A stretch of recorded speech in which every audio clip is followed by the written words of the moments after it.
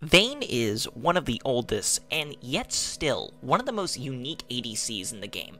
Released all the way back in 2011, no other champion, especially no other marksman, has really been able to capture that same feeling of excitement and danger that was so perfectly expressed over 7 years ago. So when Riot announced that they had a new ADC coming out, described as another high-risk, high-reward marksman, I was ecstatic to say the least, but also a little hesitant. Could Riot really make another Vayne? What if this new champion was just a clone of her that simply did what Vayne did better? At the time of writing this script, Caixa has now been out for a little over a week, and I think it's time to address the elephant in the room. Did it work? Is it fair to say that Caixa is the spiritual successor to Vayne? I think everyone wanted a champion that felt similar to Vayne. A kind of hero that gives you an adrenaline rush when diving on the enemies and squeaking away with a sliver of health, dodging skill shots, and dashing like mad back into the shadows. The best kind of spiritual successors of anything, be that champions in League, or movies, or even food, is something new that expands upon the old. And in this regard, I think Caixa is very much a success. Both champions have stealth to play around with, they both excel at diving and escaping, both are low range, high risk, high reward. The main achievement here is that both champions draw their ability to do these things from different sources that both have their own unique pros and cons. A good example of this is the champion's different methods of surviving combat engages. Most of Vayne's survivability comes from her ultimate stealth mechanic. This allows her to maneuver around fights freely, while avoiding damage due to being unseen. The main downside to this style of survival, however, is that it's pretty useless against burst damage.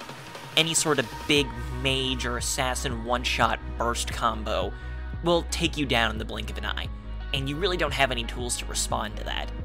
Thus, your only option, really, against this style of damage dealing is to be patient and wait it out. Sit in the back of the fight next to your Janna and wait for the assassin to go in before you go in. Caixa's ultimate, however, grants her a massive shield and a long range blink onto enemies that have her passive. Importantly, this passive can be applied by tanks, so if your Zac lands an engage on the back line, you can be there with him in an instant. Caixa can also use her ult to actually duel and survive burst from Rengars and Evelyns, and she can even blink away from a dive entirely by leaping to the opposite side of a fight. Again, both champions have the same style of being given the option of risk, but you get to approach combat in a totally new way to do the same thing. Damage dealing style is another example we can look at. The main idea to highlight here is Caixa's dependence on the isolation of a target to deal damage. Your W can be blocked by creeps, and her Q evenly spreads to all targets. That being said, if you catch an enemy alone, a full Q and a W at level 5 will chunk any enemy carry to half health in lane in the blink of an eye. The W alone adds a whole new dimension of lethal threats from a range. Especially at later stages of a game, being alone and getting tagged by a Caixa W is almost certain death. That being said, Caixa has a total lack of any and all CC. Being able to wall stun someone mid-fight can be clutch, making Vayne a much better gank target in the early game than Caixa until level 6.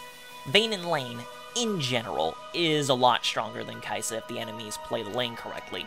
Caixa's inferior range, dependence on isolation damage, and wind-up time on her E make her weaker in a lot of significant ways bot lane. The lack of CC especially makes her difficult to work with. The best way to play her is with an all-in support with hard CC to give you bonus stacks of your passive. Pull supports like Blitzcrank and Thresh are especially good, as they draw enemies out of their minion wave, allowing you to jack up your damage numbers. Vayne in lane, on the other hand, is much more flexible. While she isn't exactly drooling at the thought of a Thresh support, they can still more or less function together. Something like a Lulu Caixa or Janna Caixa just straight up loses to Caitlyn anything, or a Nami support. Again, because of her short range and lack of CC to punish over-aggression, these matchups require heavy jungle pressure or a strong all-in support to even out the tables. Speaking of damage, The more we look at these kits, the more it becomes clear that Caixa is the anti-squishy Vayne, and Vayne is the anti-tank Caixa. As an example, a dream game of Caixa is against short-range squishy enemies, while having hard CC engage to back her up. This allows her to essentially function as a threat to every single enemy on the enemy team, at all times, no matter where she's standing. Enemies must respect the fact that at any time they can get knocked up by a Zac, or ulted by a Malphite, Caixa can be there and blow them up in a second.